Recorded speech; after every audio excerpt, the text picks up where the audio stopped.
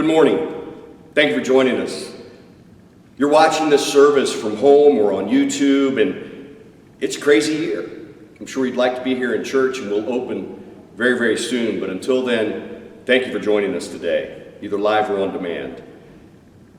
You know, between COVID-19, it's a crazy year. Peaceful, unpeaceful protests, wildfires, hurricanes, a presidential election, toilet paper rations, death. Select a topic or a subject or a cause, get on one side or the other because there's very little, if any, gray area. We're all wearing face masks. We have select sports with few or no fans, and unemployment, school closings, openings. Do I homeschool my child? Do I stay at home with the child? How do I manage in today's world? It'll make your head spin. It's like the year that isn't.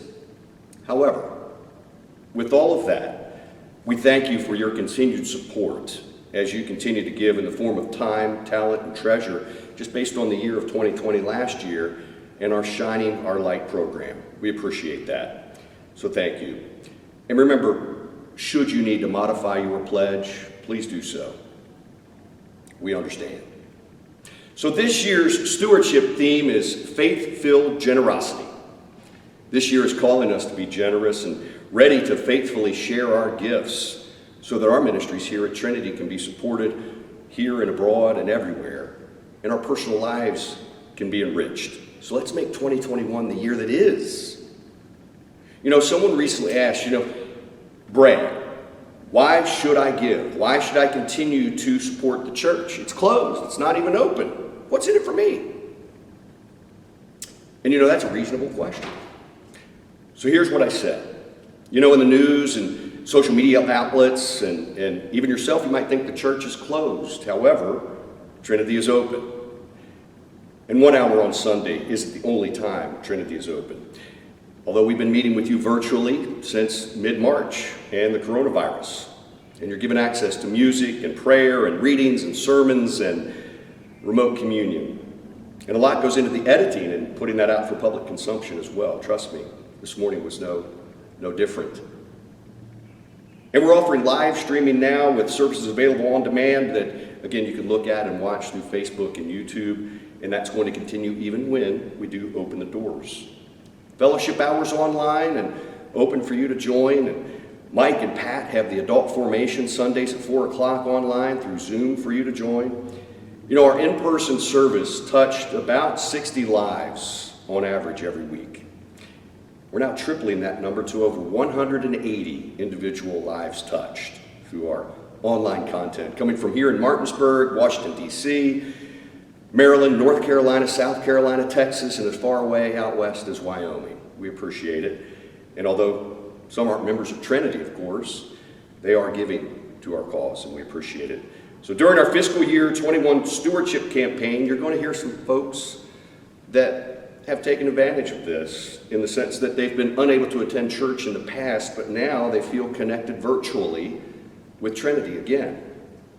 So having the church open for an hour a week doesn't allow us to ignore the bills. We still have heating, cooling, lighting, and repairs. The roof and gutters were recently updated. And of course, you may remember the downstairs bathrooms have been remodeled, all to your generosity. But let me tell you what else Trinity is doing. Trinity is helping families that may need rent or money or a place to stay and helping them with a bill or just being sure they're aware of other organizations that can assist them. Our outreach is still intact. CCAP, Kids Power Pack, Community Combined Ministries, Martinsburg Rescue Mission, Berkeley Humane Society, and others and more. And you can check out those and other needs online and in the e-tempo. It's in a section entitled Love Thy Neighbor. And you'll see a master list of special needs, including food and volunteer opportunities. And there's more.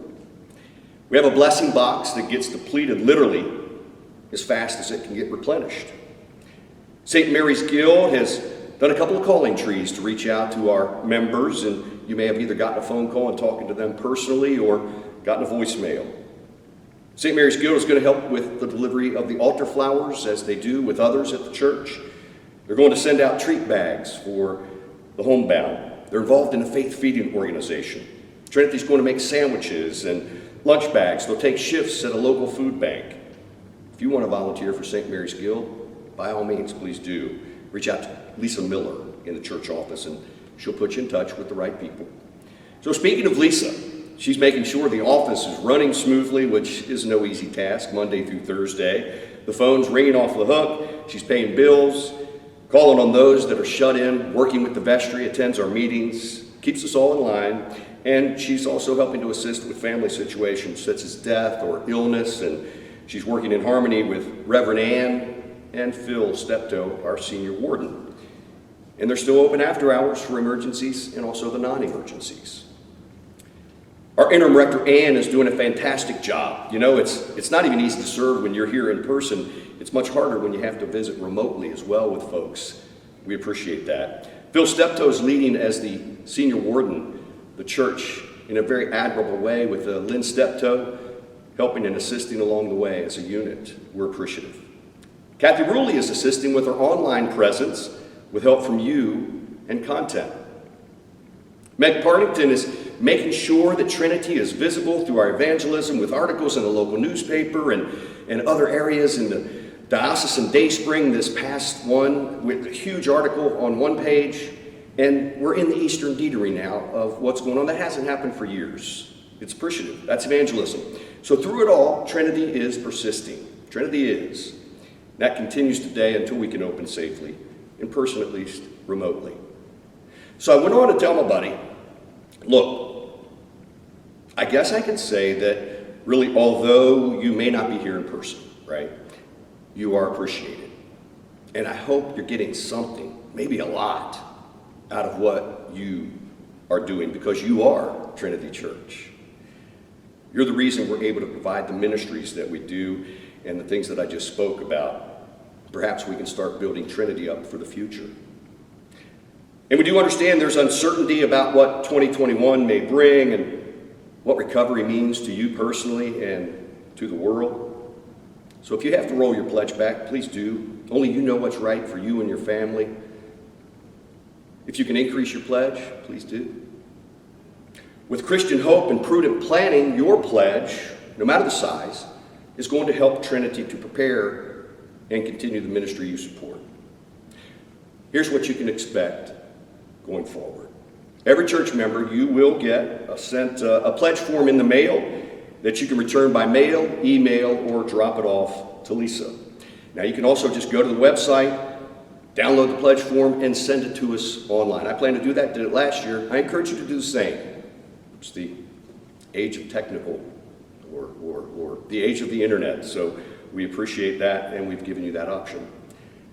So it's been the year of years, really. And the history books are being rewritten, and we understand that. But to close, I'd like to share a reading that touches on our theme this year from Matthew chapter 6, verse 26. Look at the birds of the air. They neither sow nor reap nor gather into barns, and yet your heavenly Father feeds them. Are you not of more value? Let's make 2021 the year that is, through faith-filled generosity. Thank you.